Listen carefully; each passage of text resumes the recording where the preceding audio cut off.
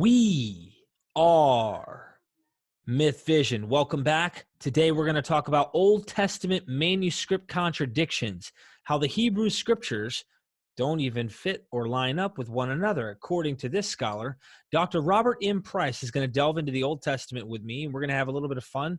He's going to point out some things he's noticed between the textual manuscripts. Even this is dealing within the Hebrew. So as often as the Hebrew is very well preserved, the tradition of translations and making sure, not translation, sorry, transferring them and recopying these things, there's some stuff that he wants to point out to you, red flags pertaining to contradictions with Old Testament manuscripts. And we're going to rabbit trail a little here and there. I'm certain of it, as we usually do. Make sure you guys go down in the description, go to his website, okay? It's down there, first thing you see, and the Amazon link. It's going to have 3 books that I really want you guys to check out. Number 1 is the Holy Fable 1, dealing with the Old Testament. He has a whole series, and you just now are getting Holy Fable 4 completed? Mm-hmm. That's right. Nice. And that's going to be the pseudepigraphicals, correct? Well, actually, mostly modern Apocrypha, the things that are tantamount to modern scriptures or are intended that way or were rediscovered in modern times. And briefly, it's the Gospel of Thomas with a commentary by me, the libretto to Jesus Christ Superstar, which is a fascinating redactional transformation of the Gospels, the Necronomicon of H.P. Lovecraft, the Book of Mormon, and the Aquarian Gospel of Jesus the Christ by Levi Dowling. I probably should do a course in miracles, but that is so mind-numbingly dull. I don't think I could stand to do it. Also, ladies and gentlemen, make sure you get Moses and Minimalism. Did this guy even exist? And this is a big issue on Myth Vision. We are all about these questions. Did Moses actually exist? And Dr. Price made it very clear to me that most scholarship, mainstream critical scholars, most, unless they're fundamentalists, agree. They're all unanimously on the same page practically that this guy Moses actually did not exist. So we asked the question about Jesus, but that's a different question. And last but not least, get the Old Testament manuscripts. I'm sorry, Evolving Out of Egypt. Sorry. And that book is, he's co-author on that one. And so that's something interesting you guys have got to get. Dr. Bob, I want to go ahead and jump into this because I just did an amazing show. I really enjoyed the show. All right. No matter what my audience may think, he's right or wrong, whatever. Rabbi Tovia Singer, really sharp guy, really cool guy. Off air, he's funny as all get out. The dude's, he's a Jew, man, and they got jokes. You can't. Yeah, these guys invented humor. He's good. He is, especially off air.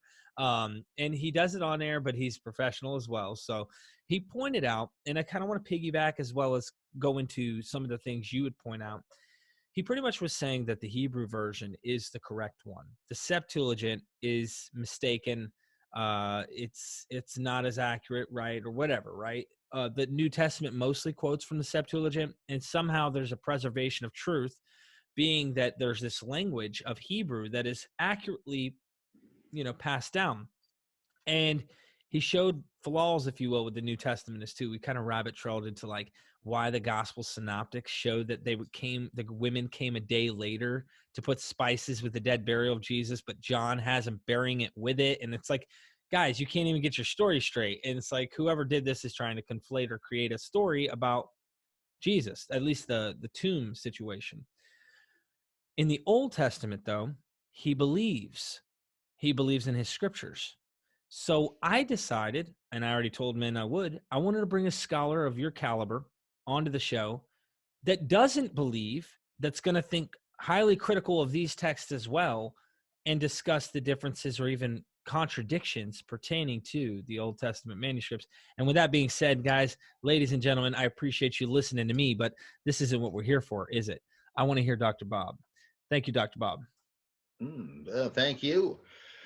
From what you say, the rabbi appears to have, and I apologize if I'm making the wrong inference, but it sounds very much like Christians who take the view that only the King James Version is reliable, or the sister view that, okay, it might have problems with translation, so it's not bad to have a new King James. There is such a thing, which modernizes the language a bit and all that.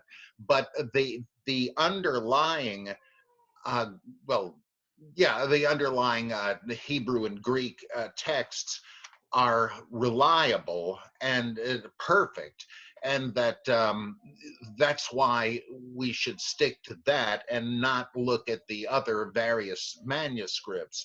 And this implicates them in a, well, it paints them into a real corner, because nobody can deny that I believe it's correct to say there are no two biblical manuscripts that read exactly the same way. So which one? Are you going to choose one and say that this is the uncorrupted, divinely preserved Word of God? In fact, that's what's called preservationism.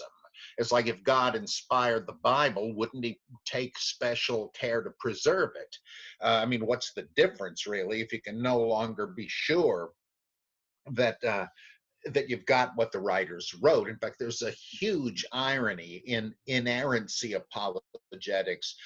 Benjamin B. Warfield, who was the great intellect of the fundamentalists back in the teens and 20s, a very erudite man and worth reading, but he was bound by fundamentalist dogma and came up with all kinds of what I would call ad hoc hypotheses to explain away problems with it. And he, for instance, said, if you find what appears to be an error or a contradiction anywhere in the Bible, you'd better make darn sure that you're interpreting it correctly, because sometimes apparent contradictions arise from people that just don't understand what it's saying. Like, I remember one skeptic, a pretty well-known one, now gone. He said that, look at this, in the book of Acts, it says that from Bethany to Jerusalem, after the apostles had seen the ascension and went back to the upper room, it was a Sabbath day's journey. And this guy said, it wouldn't take you all day to get there. It's a short distance. Well, they didn't mean it would take all day. They're referring to the Jewish definition of a Sabbath day's journey, which was an adjustment, a kind of a mitigation of the Old Testament Sabbath regulation that you shouldn't leave your home on the Sabbath. And that's kind of impractical, obviously. So they said, well, how about this? Your environs are your home, really. I mean, the places you habitually go, aren't they? You know, you're at home. So they came up, I forget what the figure was, but a distance that from your home that would be considered your home, and to travel that far and only that far was a Sabbath day's journey, a journey that was legitimate on the Sabbath. It didn't, and it wasn't like a whole day's journey. Well, this guy just didn't happen to know that. So he's saying the Bible is in error. Well, apparently not. Or another one like that would be the four-legged insects mentioned in Leviticus, I think it is. And you say, well, wait a minute, how can anybody be that stupid? Surely you can see that, like a locust, one of them mentioned, has 6 legs. That you don't need a microscope for that. But somebody pointed out, a fundamentalist who I believe was correct, that they probably didn't classify the huge bow-shaped back legs of a grasshopper or locust, whatever, as legs, in the same way that we don't count the claws of a lobster or a crab as legs. They're appendages, but they're so different. Well, if that's the case, you can stop laughing at the Bible on that. It wasn't wrong, you were. So I like on the Bible Geek to point things out like that. I'm not just looking for flaws. I want to understand it, and if I can vindicate it, well, that's great. It's only fair. All right. Dr. So Bob, that's what I was going to say, and I think that's important that we start off on that. Okay, you're not like trying to poke holes. You're not anti-biblical. You're not, no. let me try to. That's what I love about you. We've had private conversations, and I'm not going to share all those, but I will say you've had friends that were ready to throw out their whole faith, everything. And you're like, ho, ho, ho, buddy, hold on. Yeah. Okay, like, don't just jump. Like, there's time to digest whether this is something you want to consider or not. And I like that about you. So let's take them into this into the text, and let's point out actual flaws that you found as we journey through here that legitimately show error and not infallible, inerrant, ideas, if you will. Hmm. Well, a couple of other preliminary matters that reflect on this. Um, the problem with the doctrine of preservation is you have to wind up ultimately saying, well, let me compare all the readings of all the manuscripts. And since there are thousands of New Testament manuscripts, good luck. There aren't nearly as many surviving Old Testament manuscripts, unfortunately. But there you've got various problems too. So can you tell, like if you realize you have to make a choice by comparing them, and all textual critics are trying to get back to what was likely the original. And so you're trying to do that. How can you dogmatize on the result of it? It has to. I mean, somebody may come up with a new manuscript that reads differently, and that's happened before. So back to the drawing board. So I wouldn't be too sure you've got the absolute thing. So it's very difficult. You can see why people want to say yes, it was divinely inspired, so it must have been divinely inferred. And this is where I want to go back to Warfield. He said, you better get it right before you falsely charge the Bible with a contradiction. But if you can't show that somebody is reading it wrong, then what you have to assume is that it didn't read that way originally, even if we don't have any manuscripts that support it. It can't have read that way, because if it did, it would be an error. Can't escape that, but we just have to assume that, okay, it didn't read that way. I've heard people try to square the different times of day the crucifixion happened, saying that, well, Mark has this, but it can't originally have been that way. It must have, that's no methodology. Okay, so I think that, and you see what that does. If you say, all right, there's no textual evidence, but we could be pretty sure it wasn't in there. You see, what you're doing there is to open Pandora's box and say, well, for all we know, it may have been changed at any point or every point. I mean, if we don't need manuscript evidence, how can you say that by grace are we saved through faith? Maybe it didn't say that. Who knows? I mean, it's barely possible. Like you're just destroying the basis for your own dogmatism. So that's an irony that comes up with this stance where people are hell bent on saying, yeah, there is an original Bible and we've got it, or we can infer what it must have been. Now, so that's a problem. And why do people take this approach? Well, partly it's psychological. The Bible they grew up with is kind of a like Linus's security blanket. I don't mean to ridicule them, but that's a good analogy. You're your teddy bear. This is my Bible, which is obviously why anybody thinks the King James is the only one, because that's the Bible they know of from Sunday school and preaching. And if you start saying, well, that's inaccurate in some places, it doesn't, it has verses like the Trinity thing in 1 John, there are three that bear witness in heaven, the Father, the Word, and the Spirit. That's not in there. People get a little nervous about that. Well, it's in my Bible. Well, yes, it is. So which is more important? What the evidence says, or the one you feel comfortable with? Well, some people don't get beyond that. And more rationally, though, that's really psychology, but more rationally, if you say that the Bible you're using is based on faulty texts, well, how do you know that? Well, because we compare the manuscripts and they don't all agree. Somebody must have made an error or fudged it somewhere along the line. Let's try to find out where. Oh, wait a minute. Now, to their credit, some of the earliest textual critics were Plymouth Brethren, arch fundamentalists, and they believed in verbal inspiration. So they realized, oh my gosh, there are these changes and differences. If we want to know what God said, we better weed the other stuff out. So they took it in a good direction. And their inerrantism made them want to do textual criticism. But many are afraid of it, and they realize, again, you're kind of opening Pandora's box, because who knows what new manuscripts may disclose not to have been there. Oh boy.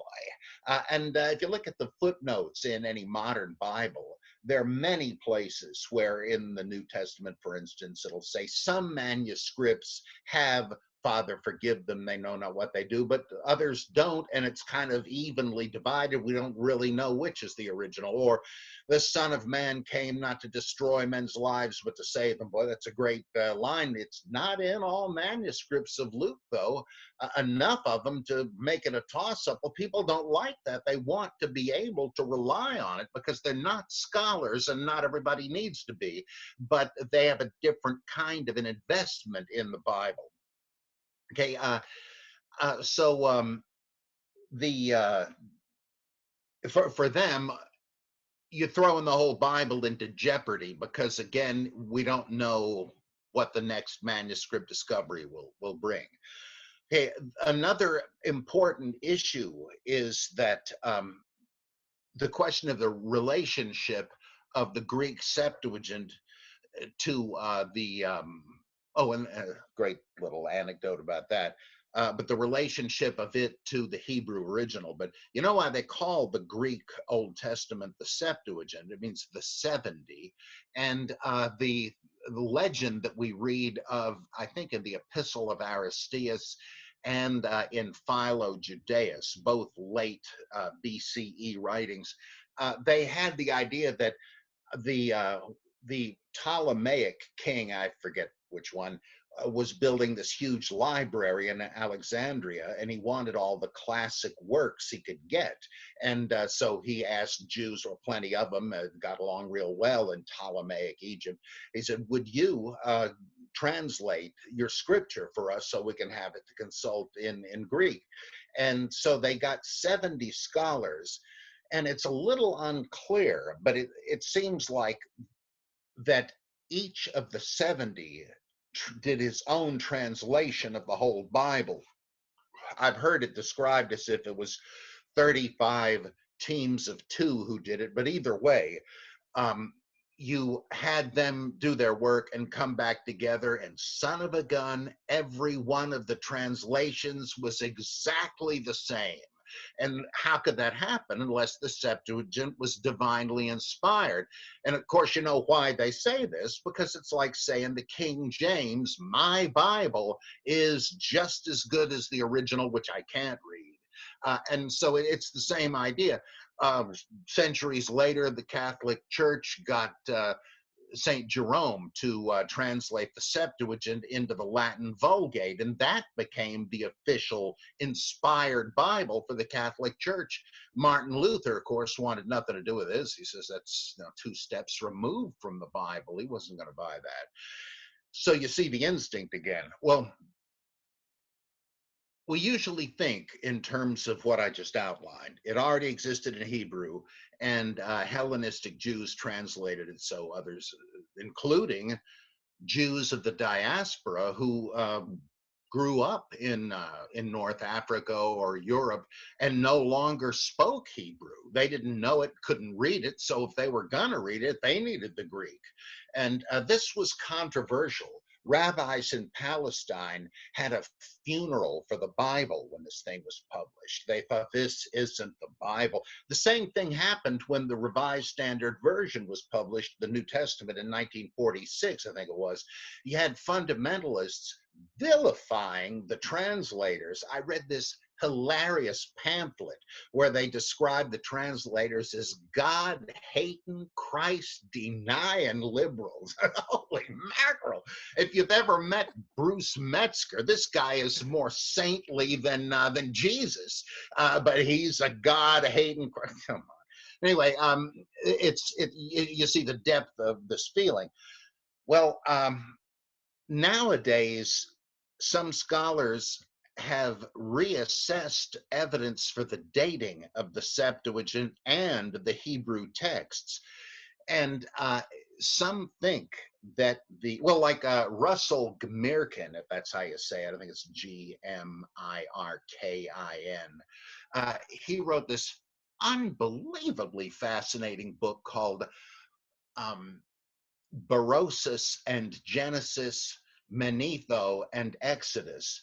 These two names are Hellenistic historians, one of whom talked about the Genesis stories and the other the Exodus. And for a long time, people figured, well, these guys just did a cursory reading of Genesis and Exodus, put their own spin on a condensed version of it. But Gmirkin makes astonishing arguments that would indicate that no, the writers of Genesis and Exodus knew these Hellenistic tellings of these old stories from Mesopotamia, from Palestine, wherever, and rewrote them and expanded it. It is just fascinating. This book is fabulously expensive, I'm afraid, but if you can get it in the library or whatever, or if you don't want to pay the rent this month or something, you might indulge it. So it's possible that it's much younger. And he puts the whole Old Testament under this, that it may be that, and I believe Peter Lemke, I spell his name Lemche. He's a minimalist, and he says that he thinks that the Hebrew Bible and the Greek Septuagint were pretty much compiled at the same time and by the same people. Not that there weren't earlier sources used or hammered together, but that the canon of Scripture, the actual books in more or less the form we have them, are almost contemporary with the New Testament, and that it, like the Septuagint, wouldn't be a translation of the Hebrew, but a kind of another variant version of it. Now that we're doing it in Greek, we can change this and that.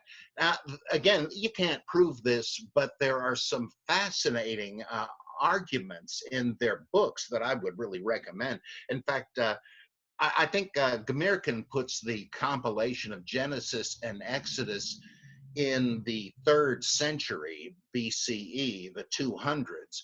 But I think that he's kind of slightly wrong. I think his argument for that is kind of weak, and that I would put the compilation of the Bible in the mid-2nd century, around the time of Judah Maccabee and so on.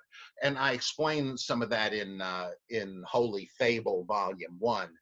And it's enormously interesting, the whole thing. So is the Septuagint a translation or a mistranslation of the Hebrew? Even that is up for grabs. Now, if you want to, and here's another one, another oddity.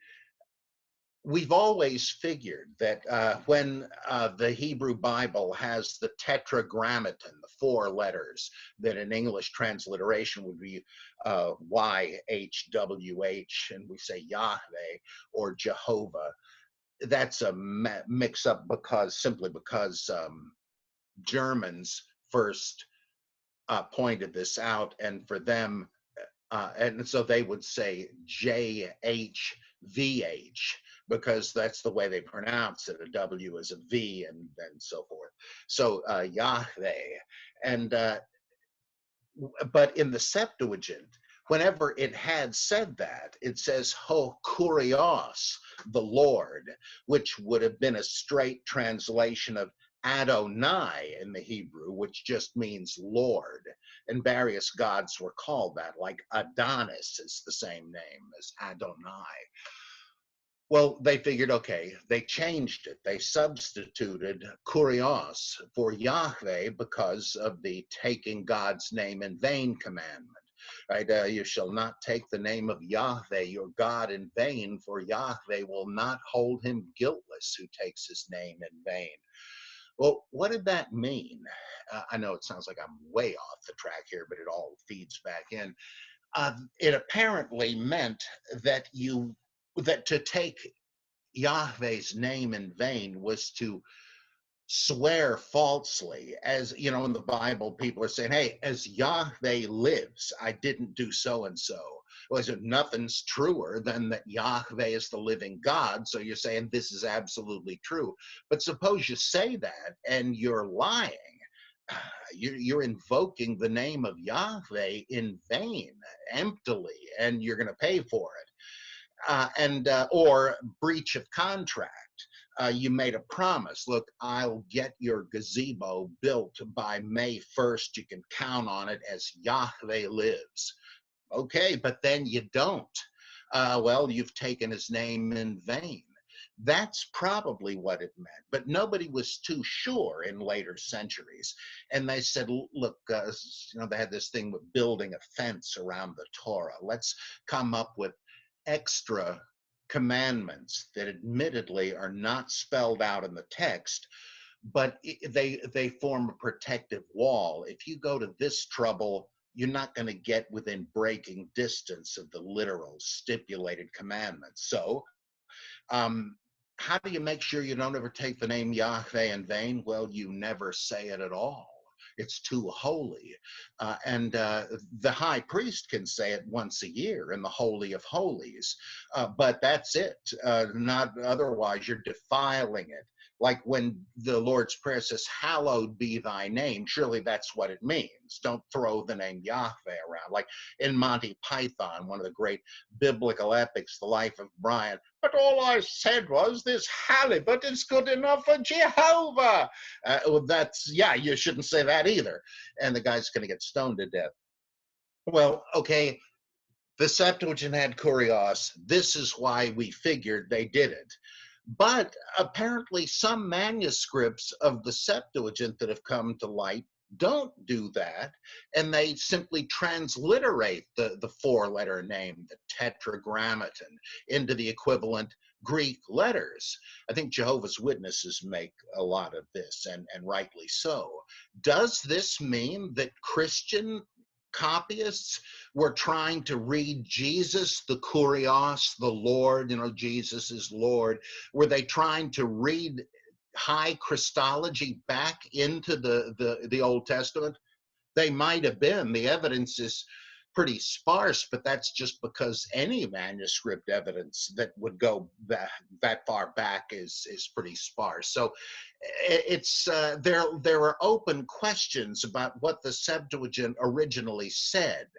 Another thing, this might come up later, you know how you have the numbers for the pre-flood patriarchs in Genesis? Lamech lived 777 years and Enoch 365 and all that. They're not the same in all the copies of the Septuagint, and we don't know why.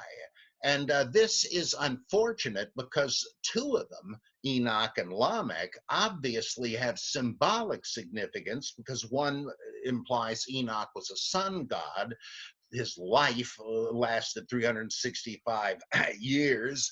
Lamech, what's the only thing the Bible ever records Lamech saying? If Cain be avenged sevenfold, surely Lamech 77-fold. Surely that's a reference back. Well, if depending on the other numbers, which I don't happen to know offhand, you might be able to find other number references that way. Who knows? But that's a place where even within the Septuagint tradition, they don't agree. Why would anybody have changed that? You got me. But there's a place where we're not really sure. They have to do special textual criticism on the Septuagint itself. Now, the idea that New Testament writers are fudging their quotes, sometimes that is true. In the Pauline epistles, you seem to have Paul, or whoever wrote them, kind of getting ahead of himself and adding a word or two that make his quoted passage seem to say what he reads it as saying. but he's kind of reading in, and I don't think it's some kind of fraud. People do that when they do memory quotes of the Bible all the time. And so there's some of that. There's some twisting, I guess, here and there. But in the Epistle to the Hebrews, it frequently quotes the Bible, and it's always the Septuagint. And scholars actually use the letter to the Hebrews as a source for text criticism of the Septuagint. But the simple fact that there is text criticism of the Septuagint shows that not even all of those manuscripts agree with one another. Well, the version of the Old Testament used by Orthodox Jews is the Masoretic text, named for the Masoretes, an order of scribes who, over hundreds of years, kept copying the Hebrew text, because, of course, the more you used them, these old scrolls, they'd wear out, and you had to have new ones. And they did an astonishingly good job. And how good? I mean, people used to say, oh, who knows what it originally said, because the earliest manuscripts of the Masoretic Hebrew text dated from about the 11th century AD or CE, which is a millennium later than any of it could have been written, if not more. So how well did they do? How could we even check? Because it doesn't always match the Septuagint. And why is that? Was the Septuagint mistranslated? Or was it, if it was simply a translation of Hebrew manuscripts, did those manuscripts differ from the Masoretic tradition? They did at a couple of significant points. Is that because they were fudged by Christian or other scribes, or because there were different Hebrew manuscripts? Well, the discovery of the Dead Sea Scrolls in 1947 made it pretty clear that though the Masoretes had been amazingly faithful in copying, because like virtually every book of the Old Testament was found in one or more copies among the scrolls. And I think Esther was the only one, possibly because it never mentions God and people were dubious about it. But this showed us some interesting things and made it even more messy. And let me just also throw in, there is the Samaritan Pentateuch. The Samaritans were like a variant kind of Judaism, and they accepted only the first 5 books, the Pentateuch, Genesis through Deuteronomy, as scripture. They weren't interested in the rest of it because it had such a tie to the Davidic dynasty in Jerusalem. And Samaria was historically a northern kingdom of Hebrews, but not Jews in the technical sense. They'd split, or perhaps never even were united with Judah in the south. So they had Judaism, but different. Like, they didn't go to Jerusalem to worship. They had a temple on Mount Gerizim. They certainly didn't expect the Davidic Messiah. That's the last thing they'd want. That'd practically amount to the Antichrist. They had a Messiah, Ben Joseph. And the whole prominence of Joseph in Genesis probably has to do with that. He's pictured as a prototype for a messianic king. Okay, their Pentateuch is very similar, but there are some changes, especially I think in Deuteronomy. But I don't think I think they have Gerizim instead of Jerusalem at some point. But there are subtle differences. Now, when they discovered the Dead Sea Scrolls, they were perplexed to see that these scrolls sometimes agreed with the Masoretic, usually agreed with the Masoretic text, but it had some of the readings hitherto found only in the Samaritan Pentateuch, which implies that whoever put that together was operating off of a Hebrew text that was different. And also, some of it agreed with some of the readings of the Septuagint, implying that these Hebrew Dead Sea Scroll texts must have been more like whatever the Hebrew was from which the Greek was translated.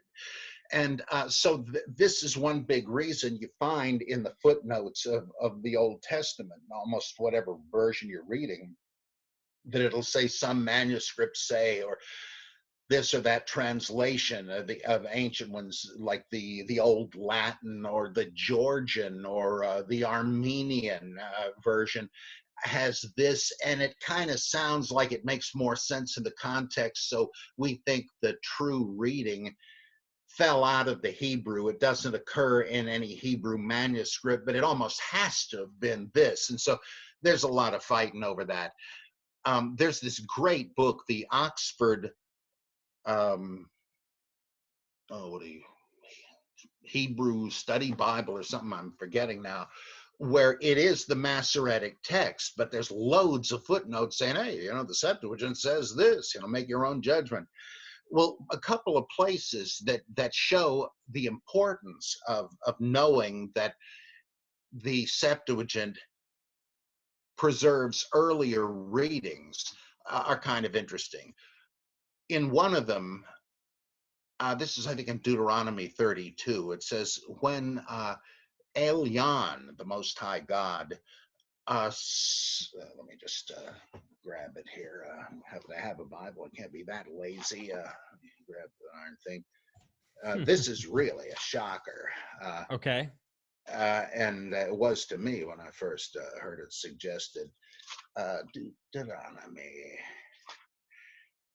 In Monty Python, the guy that says the halibut is good enough for Jehovah, his name is so-and-so, son of Deuteronomy of Gath, as if any ancient Jew would be named Deuteronomy. Anyway, okay.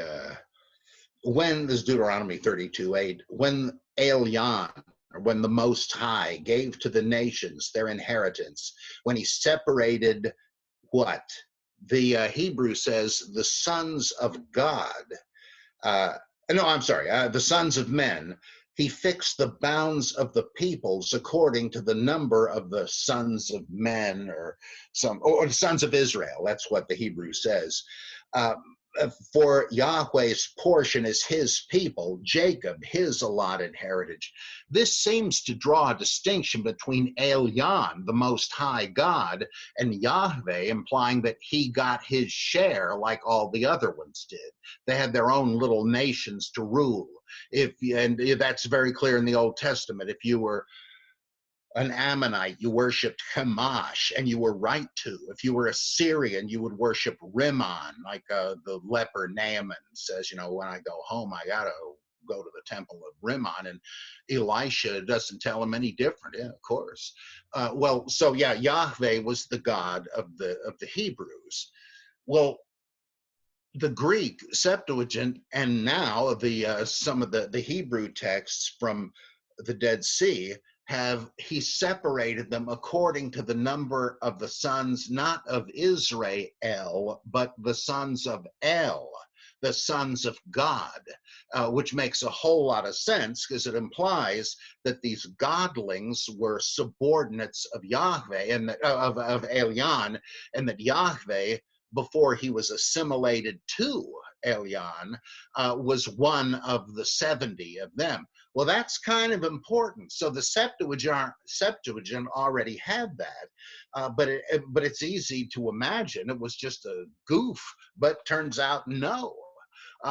Another one that I guess maybe my favorite is the height of Goliath.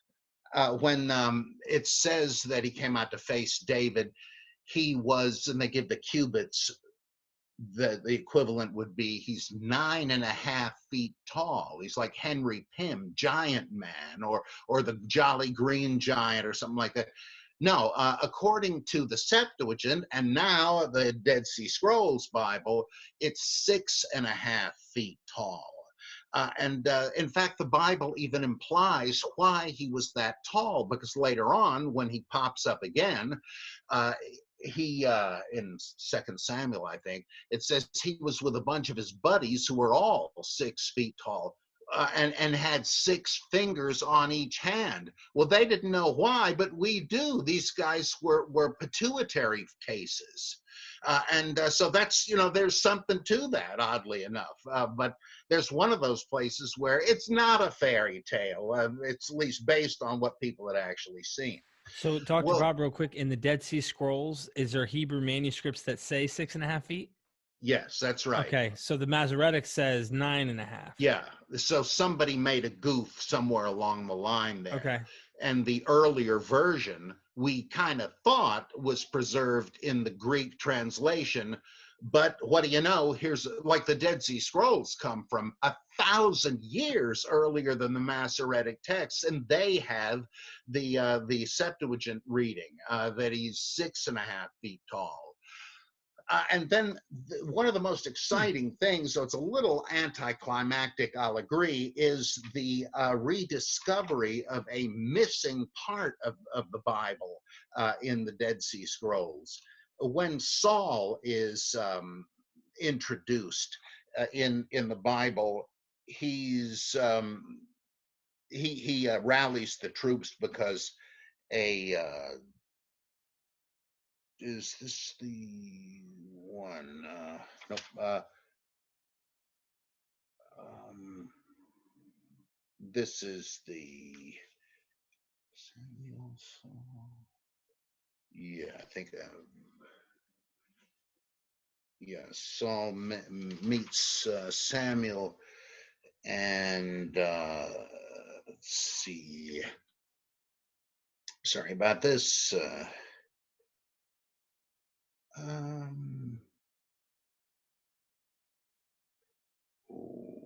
boy. Yeah, okay. 1 Samuel 11.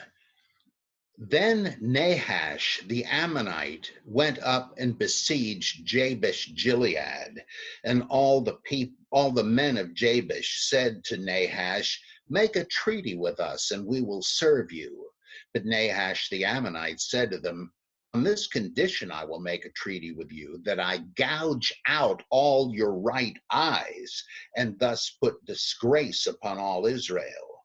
The elders of Jabesh said to him, "Give us 7 days' respite that we may send messengers through all the territory of Israel. Then, if there is no one to save us, we will give ourselves up to you." When the messengers came to Gibeah of Saul, they reported the matter in the ears of the people, and all the people wept aloud. Then Saul was coming from the field behind the oxen, and Saul said, "What ails the people that they're weeping?" So they told him the tidings of the men of Jabesh. The Spirit of God came mightily upon Saul when he heard these words, and his anger was greatly kindled. And he took a yoke of oxen and cut them in pieces, and sent them throughout all the territory of Israel by the hand of messengers, saying, "Whoever does not come out after Saul and Samuel, so shall it be done to his oxen." And so they all rally, and they rescue the people of Jabesh Gilead. Well, great story. And this is the basis on which Saul becomes king. They'll talk about contradictions. He becomes king a couple of times. There's weird stuff there. But scholars have wondered, this seems a little odd. Where does the King Nahash come from? I mean, there are a number of places where it introduces some heathen king, but there's a formula for that. And all the other ones, it says, Reagan, the king of the Americans, came out and did that always. So-and-so, king of the so-and-so, the Kryptonites or whatever. Why doesn't it say that here? And what the heck is it with the eyes gouged out? And Josephus, who recounts like the whole Old Testament in his own way, adding a lot to it, he tells this story, and he has a preface to it that is kind of like what scholars thought should have been there. So some said, "I bet you this is dropped out of the text." Josephus had a copy of it that had the whole thing, but we don't have any manuscripts at all until they found the Dead Sea Scrolls, and son of a gun, that's exactly what it says. Now, Nahash, king of the Ammonites, did this and that and the other thing, and it plugs in perfectly. So a passage of the Bible lost for thousands of years pops up in the Dead Sea Scrolls. Okay, it's not that great, but come on, it's not another parable of Jesus or something, but it's pretty exciting if you're a Bible geek. And so again, the Masoretic text actually has lost part of the text, and so it matters occasionally. Now, I admit all of these things are sort of trivia, but they do show that, and there are many less important instances too. Jeremiah is some 20% shorter in the Greek version. Now, what the heck's going on there? I don't know. But it does show that you can't just assume the Masoretic text is always the original. And you have a lot of work to do, and these things can only be hypothetically reconciled. You can guess what, like in RSV footnotes, it'll say CN, standing for construction. That is the reading in the text above. And then it'll tell you what the various versions will say. And it doesn't make any sense. Those must have been the scribal goofs. Like I was proofreading Holy Fable 4 earlier today, and I noticed that at one point I had the word some when it had to have been same. Well, it's an easy typo to make and not to catch the first couple of times you proofread it. And so the same thing surely happened back in the ancient world. And I think it is a good question to say, wouldn't God, if he verbally inspired it, have kept it completely pure? It's pretty obvious he didn't. And to say, well, you don't know that. I mean, there may be one manuscript out there that is perfect. Why would he play games like that? It's like you're on a scavenger hunt, find the autograph. It just is ridiculous. So the Old Testament manuscript sources differ at a number of points. I don't know how important that is if you're trying to defend that there really was a Moses or a David or a Solomon or a Goliath. Maybe it's not, but that then gets us into source criticism. And here is the great positive value of contradictions in the Bible, Old or New Testament, but you really see them in the Old, where I mentioned how Saul becomes king twice and for different reasons. Once simply because he's the tallest guy around, and then later because he defeats Nahash and so on. What happened? Or there are about 4 or 5 different stories of Saul trying to skewer David with a spear when a demonic mania comes on him, and David doesn't leave. He stays around. I mean, it's obvious people that are compiling this. Like, if this was all written continuously by the same writer, it would be stupid, and we would have to judge that the writer was a moron. But there's no reason to think that. What it implies instead is these are seams, redactional seams, that show where different accounts have been patched together because they didn't want to lose any of them, which is a real good thing. Where did Cain get his wife? And who's he building a city for if there's only 3 people in the world? And so on and so forth. Well, you have to realize there must have been all kinds of stories about Cain that imagined him in different historical periods, exactly like Xena, warrior princess, if you've ever seen that. She lives somewhere in the ancient world, but they associate her in different episodes with Julius Caesar, Mary and Joseph, David and Goliath, Hercules, etc. What did this woman live to be 1,000 years old? Well, they're not trying to tell you that. It's like Prince Valiant, the same thing. It's just it's fictive, and they've just spliced stuff together. And it seems to me that she even meets Galen, the physician, in the 2nd century A.D. It's just all the ancient world.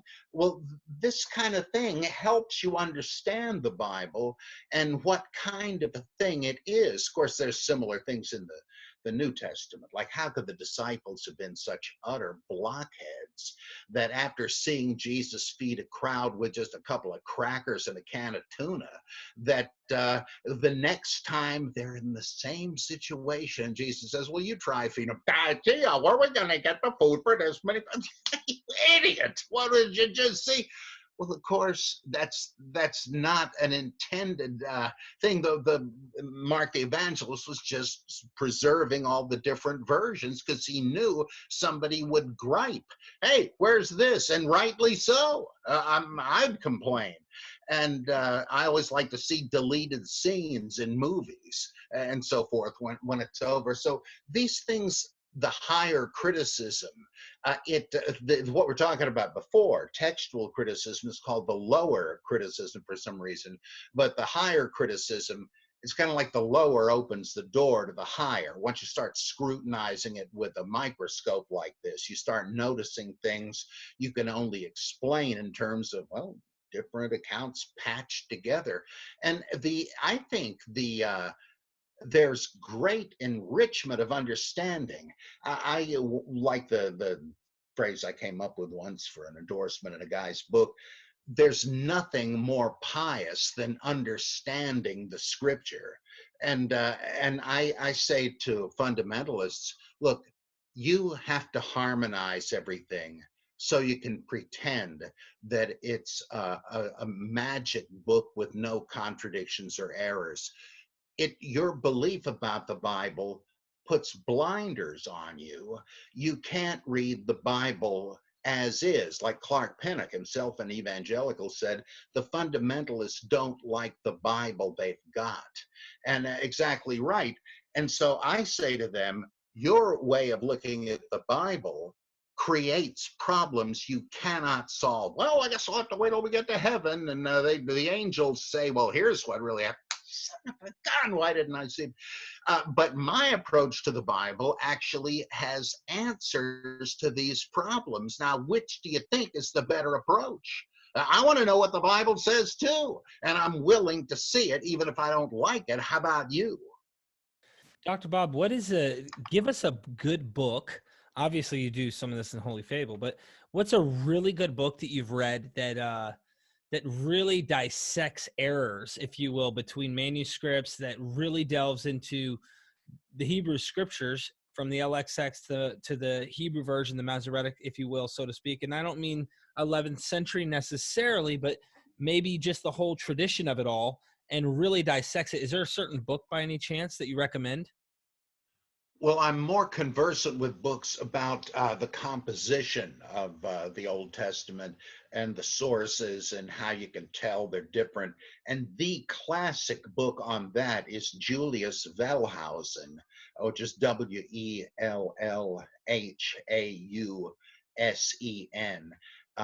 a prolegomena to the history of Israel. The paperback version adds the word ancient, the prolegomena to the history of ancient Israel. I have this on my higher critical reading list on my website. That is an absolute classic. Some people don't go along with Valhausen anymore, but I think they're wrong. This brings in the JEDP theory that Valhausen didn't invent. Another guy named Graf did, but he really developed it and pretty much proved it. And briefly, the idea behind that is to say, if you're looking at the Pentateuch anyway, Genesis through Deuteronomy, you've got a bunch of passages that seem to have been the work of a compiler that we call J. We don't know who he was, but he must have been from Judah in the south because most of his stories are set there. And he calls God almost all the time Yahweh or Jehovah. So J, that's handy to remember. He thought that J did his, like, he must have been like the brothers Grimm and went all over the countryside to different temples and sacred groves and sacred graves and so on, and asked the attendant priests and the pilgrims, why is this place sacred? What happened here? Oh, don't you know this is where Father Abraham talked to God about this? Okay. And it's like Grimm's fairy tales. He thought that this guy did his work around the 10th century BCE, probably under King Solomon, who was interested in all things cultural. And this had more raw versions of stories, kind of sometimes spicy or humorous, willing to show the Old Testament patriarchs in a bad light, like Abraham lying to save his skin, and him getting henpecked by Sarah over Hagar, and so forth. And whereas later ones will clean it up. He has God as a character on stage. He just shows up in bodily form in the Garden of Eden or at Abraham's camp and so forth, whereas later ones are not that direct. And and about the name, he has people call God Yahweh or Jehovah right from the start early in Genesis. Well, then there is the narrator, same thing. He compiled various stories from the north of Israel, because most of them are up in Ephraim or northern Israel. So there's for Ephraim, and he calls God Elohim. And he's obviously thinking of the same God because he has his own versions of the same stories. Like there's an E version of Abraham lying to save his skin about his wife being a sister. He has an E version of the Sarah and Hagar business, and so on. This guy doesn't go back as far. He doesn't have any traditions about the creation as Jay does. Jay has the Garden of Eden, but E starts with Abraham. Both of them go through Moses and have different stories, sometimes two different versions of the same one. And he cleans up the characters a bit. He's the one that has Abraham say, well, we'll tell the king that you're my sister. That's the ticket. So when he inducts you into his harem, he won't think he needs to kill me to get me out of the way. And then he says, because it was actually true, she was his half sister or something. Where do you get that? Well, he just doesn't want to make Abraham look like the lion skunk that he is, or the Hagar and Sarah thing. In J, Abraham kicks out Hagar with her infant because he's getting henpecked by Sarah. Get rid of this one. Okay. But in E, he doesn't want to do it. But finally, it takes the voice of God to say, hey, look, appease Sarah, kick her out, I'll take care of her. Why didn't the first guy know this? Well, by now they're more holy figures, and so he rehabilitates them. As for God speaking to people, he doesn't just show up anymore. He speaks to people in dreams or in voices from heaven or whatever. But it's like perhaps, and he thought this was probably written around the time of Elijah and other early prophets on a slim basis, because Abraham is once described by E as a prophet. He doesn't seem like much of a prophet, but the theory was that prophet had become synonymous with holy man, and Abraham was that. So he figured it was like 200 or 300 years later and elsewhere. Then there is the priestly source that would have been compiled during the Babylonian exile by the dislocated, the refugee, that's not the word, the priests that were taken away by the Babylonians after they destroyed the temple. And they realized that there was a great temptation for fellow Jews to assimilate to the surrounding culture. And so people would lose track of the holy traditions. Like there was no place to offer sacrifices outside Israel, so they made a code of all the laws in case the day came when they could go home and practice it again. They'd know what to do. And so the priestly code is mainly a huge law code. It incorporates an even earlier one from the exile, the holiness code. That's and there's very little narrative in the P source, though it does have a creation account. It has the 7-day creation, and it has a flood story like J does. And there are big contradictions between the two of them that have been spliced together. how many of each species of animals did Noah take, how long did the flood last. They're contradictions because they've just jammed together both versions instead of leaving one on the cutting room floor. So good thing they did. By the way, they couldn't just put them side by side, because then you'd have the absurdity that at the end of the flood, God says, well, don't worry, I'll never do this again. And then it starts up with another flood. Now, they couldn't do that. They had to. Anyway, let's see. The narrative is mainly just a chain of notices. They did this, they did that.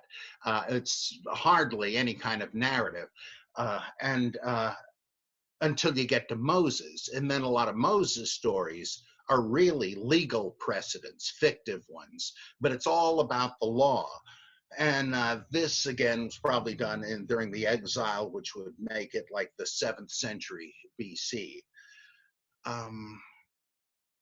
And it uses Elohim as the name of God, but P and J have equivalent scenes a couple of chapters apart at the burning bush, where Moses says, who are you? Who do I tell the people sent me?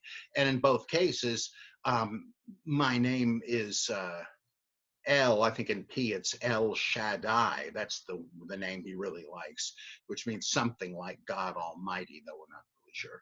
And from now on, you can refer to me that way.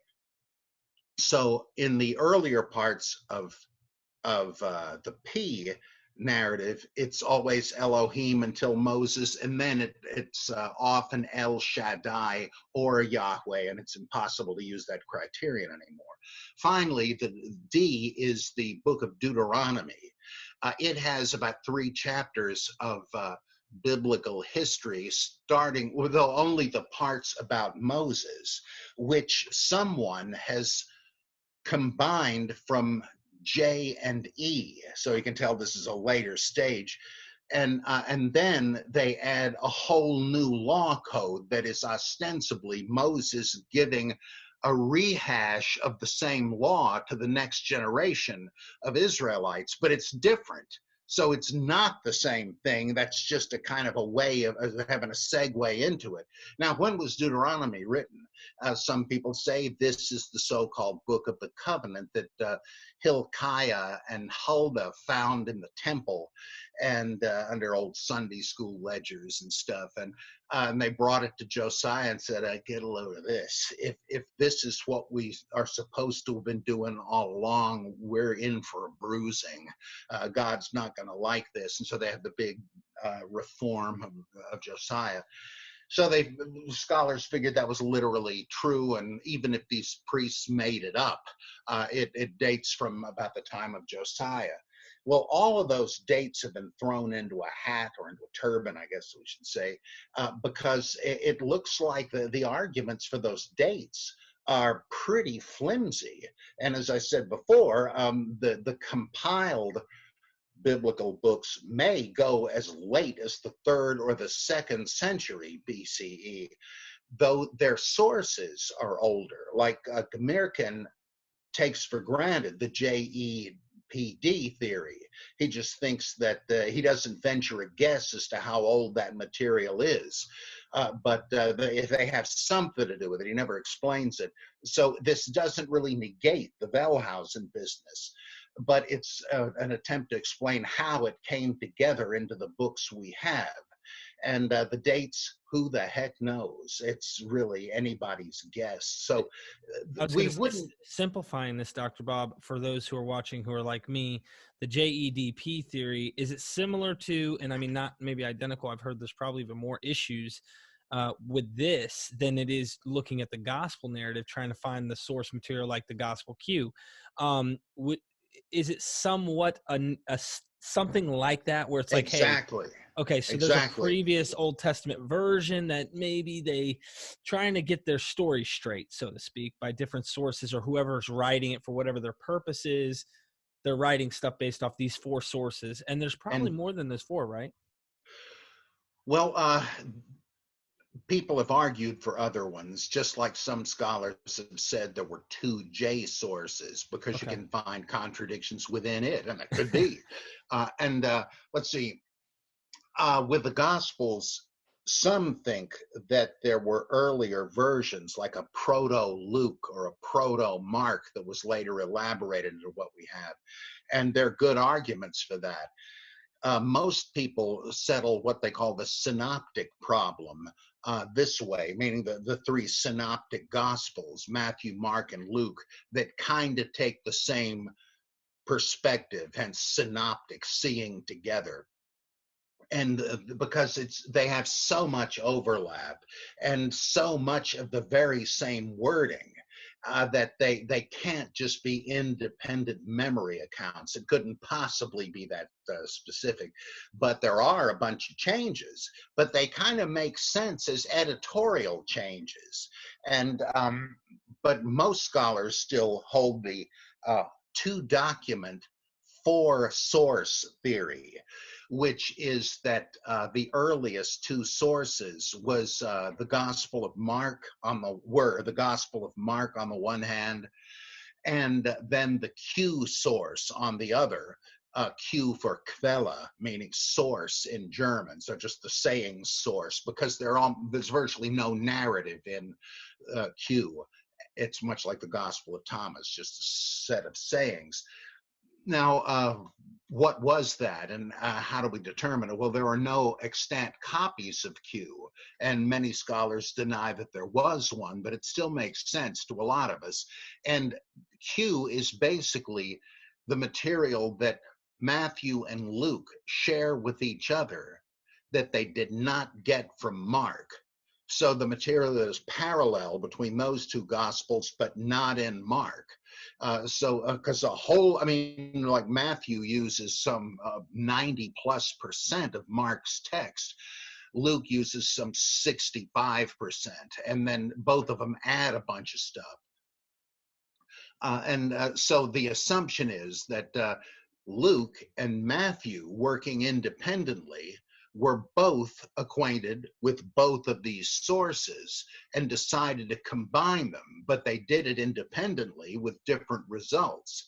And so you can find Q sayings inserted at different points in the Markan narrative, depending on whether you're reading Luke or Matthew. And again, there are other theories that say, no, I think there was no Q, but Matthew used Mark and Luke. Luke had used Mark too. So there was no Q. It's just that Matthew chose between the Markan original and the Lucan redaction, which he liked better, and so on.